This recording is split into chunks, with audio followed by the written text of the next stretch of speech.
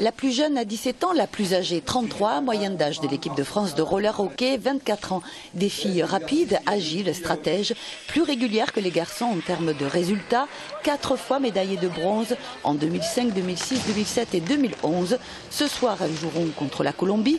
Un match dure 2 fois 20 minutes. 2 équipes de 12 joueuses s'affrontent, 4 contre 4, plus 2 gardiennes. C'est un sport qui est très intense et très rapide, donc il faut que toutes les 45 secondes, toutes les minutes, les joueuses changent, donc des rotations de joueuses en permanence. Donc un sport stratégique, technique, tactique, où on passe de l'attaque à la défense en permanence. Il y a déjà une maîtrise de patinage à avoir et aussi le maniement de la crosse. Après, le roller hockey, c'est pas un sport violent dans le sens où les contacts sont interdits.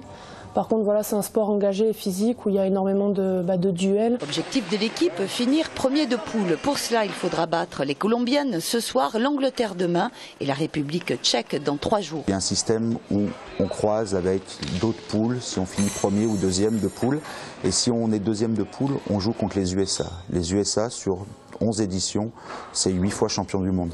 Si on peut éviter de les rencontrer en quart de finale, ça m'arrangerait, ça arrangerait les filles. Je pense que ça arrangerait pas mal de monde dans le roller hockey français. Les Françaises débuteront leur match à 19h, 1 heure après une rencontre décisive pour d'autres bleus dans un autre mondial qui pourrait bien leur faire de l'ombre. On espère que les purs passionnés regarderont le roller hockey.